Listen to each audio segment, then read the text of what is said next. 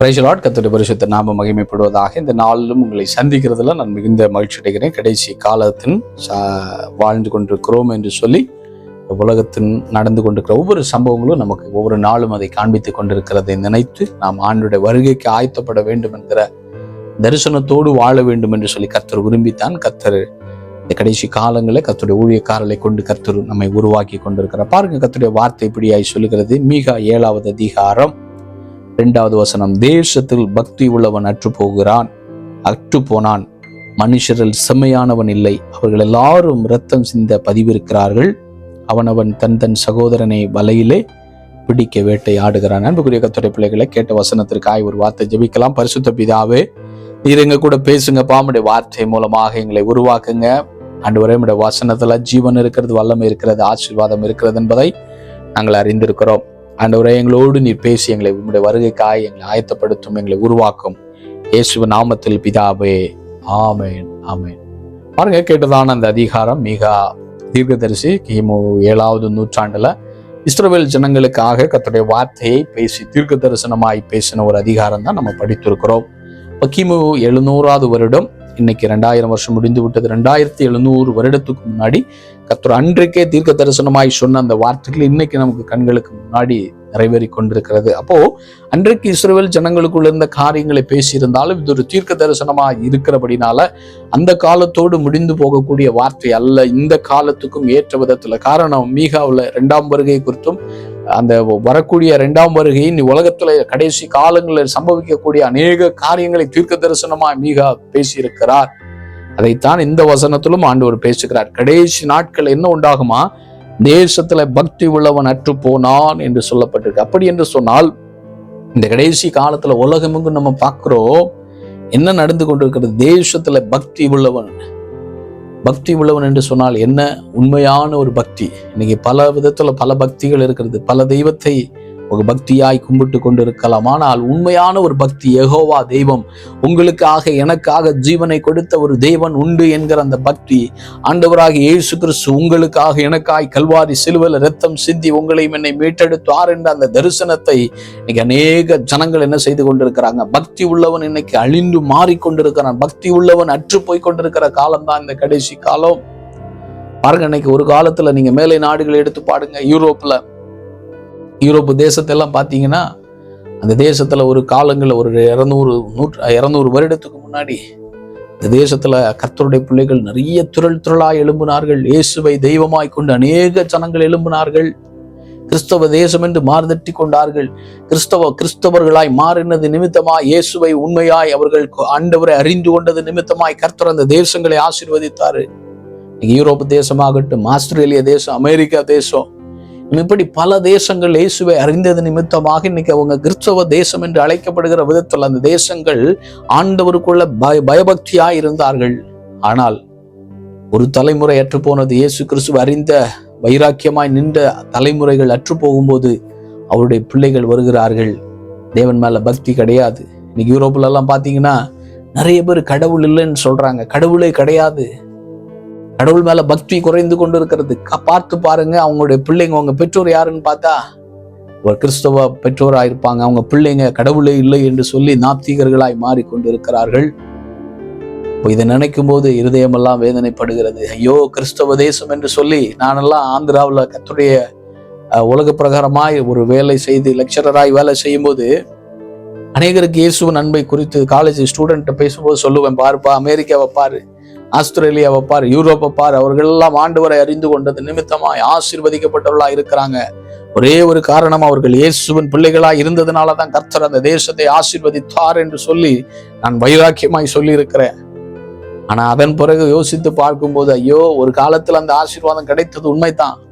எப்படி ஆண்டவர் தாவீதை ஆசீர்வதித்து மேன்மையான ஒரு ராஜரீகத்துல அவரை உயர்த்தி வைத்தது உண்மை. அவருடைய பிள்ளை வரும்போது அதே அந்த மகிமையான ஒரு ராஜ குடும்பத்துல சாலமோனை பிறக்க வைத்தார், உண்மை. காரணம், தகப்பனுக்கு ஆண்டு கொடுத்த வாக்குத்தத்தம் பிள்ளைக்கு போனது.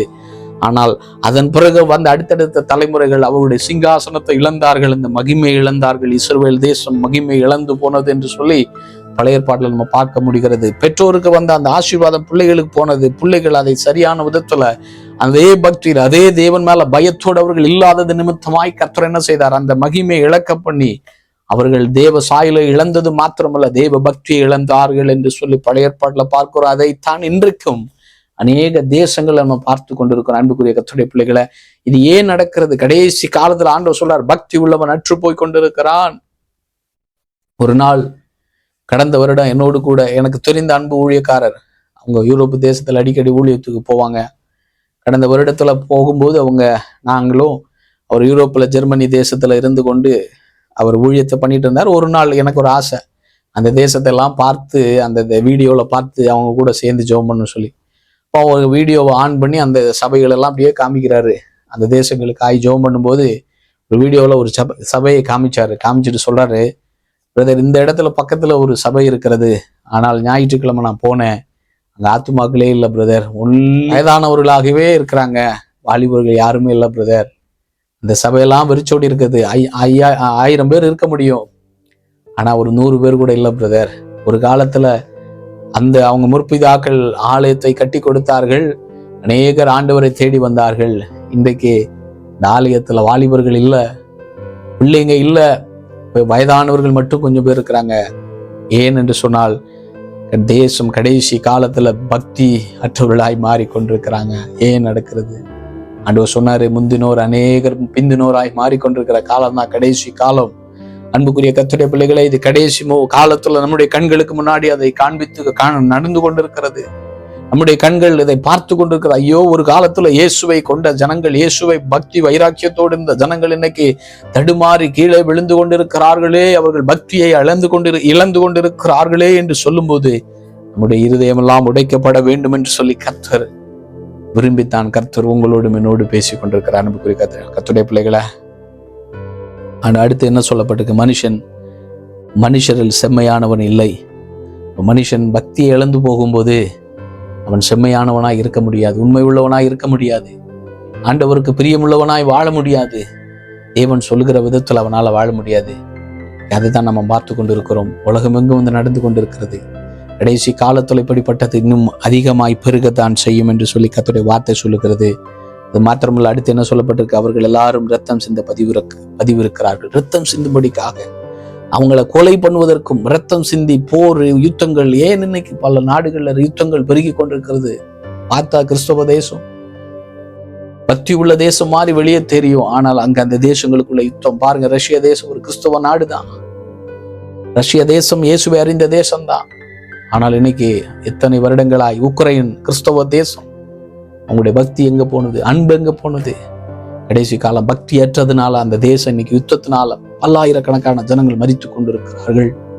அந்த தேசம் இன்னைக்கு நடுத்தருவுல ஜனங்கள் உணவு இல்லாமல் பஞ்சத்துல திண்டாடி கொண்டிருக்கிறார்கள். பக்தியற்ற ஜனங்களாய் மாறிக்கொண்டிருக்க கடைசி காலத்தின் அடையாளம் என்று சொல்லி கர்த்தர் பேசுகிறார். அன்புக்குரிய கர்த்தருடைய பிள்ளைகளை, அது மாத்திரமல்ல, நம்முடைய இந்திய தேசத்தை எடுத்து பாருங்க. இந்திய தேசத்திலும் பலவிதமான பக்தி இருக்கு. எது உண்மையான பக்தின்னு தெரியாம பலவிதமான பக்தியோடு அவங்க இருக்கிறாங்க. ஆனால் உண்மையாய் யாரை பக்தியாய் அவங்க கும்பிட வேண்டும், யாரை உண்மையாய் தேட வேண்டும் என்று சொல்லி அறியாமல் நம்முடைய இந்திய தேசத்துல ஜனங்கள் மாறிக்கொண்டிருக்கிறாங்க.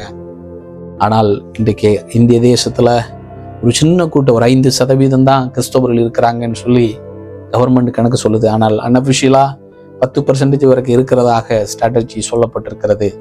அப்படி என்று சொன்னா ஒரு சின்ன கூட்டம் இன்னைக்கு பக்தியோடு எழும்பி கொண்டிருக்கிறதுல இன்னைக்கு அநேக வாலிபர்கள் கிறிஸ்துவை தேடிக்கொண்டிருக்கிறாங்க. இந்திய தேசத்துல பக்திகள் பெருகுகிறது. அதனாலதான் ஆண்டவர் சொன்னாரு, முந்தினோர் பிந்தினோராய் மாறிக்கொண்டிருக்கிற காலம் தான் கடைசி காலம்.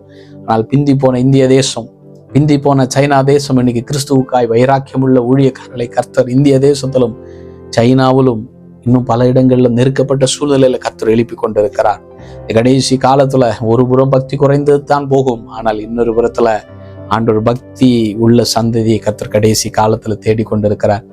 நீங்களும் நானும் ஒருவேளை பக்தியை இழந்தவர்களாக ஆண்டவரை விட்டு விலகி, ஆண்டவர் எனக்கு வேண்டாம், இயேசு கிறிஸ்துவை தேடி எனக்கு என்ன பிரயோஜனம் என்று நினைத்து கொண்டிருக்கிறாயோ, ஆண்டவனை பார்த்து சொல்றாரு, இல்லப்பா, நீ முந்தினோராய், ஒருவேளை இன்னைக்கு பிந்தி இருக்கலாம், முந்தினோராய் மாறணும்னு சொல்லி கர்த்தர் விரும்பித்தான் அந்த பக்தியை தரித்து கொண்டு கர்த்தருக்காய் எழும்ப வேண்டும் என்று சொல்லி கர்த்தர் விரும்பி ஆண்டவர் பேசி கொண்டிருக்கிறப்போ ஆண்டோட வார்த்தை என்ன சொல்லுது தெரியுமா?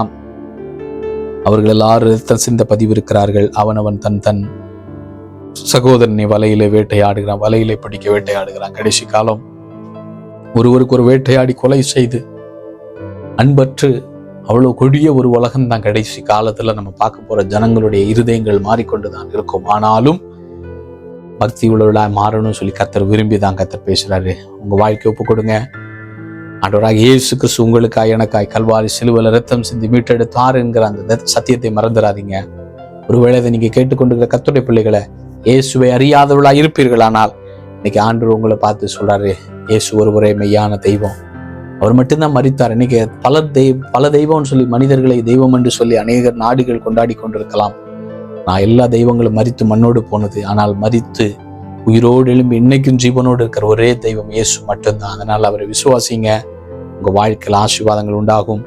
ஆண்டவருடைய வருகைக்காக நீங்களும் நான் ஆயத்தப்படணும்னு சொல்லி கர்த்தர் விரும்புகிறேன். ஜெபிக்கலாம். பரிசுத்த பிதாவே, எங்க கூட பேசின வார்த்தைகளுக்காய் நன்றி. இந்த வார்த்தைகள் எங்க வாழ்க்கையில ஆண்டவரை 30, 60, 100 மடங்கு கனி உள்ளதாய் மாறட்டும். எங்களுடைய வருகைக்கு ஆயத்தப்படுத்தும். இயேசு நாமத்தில் பிதாவே, ஆமென்.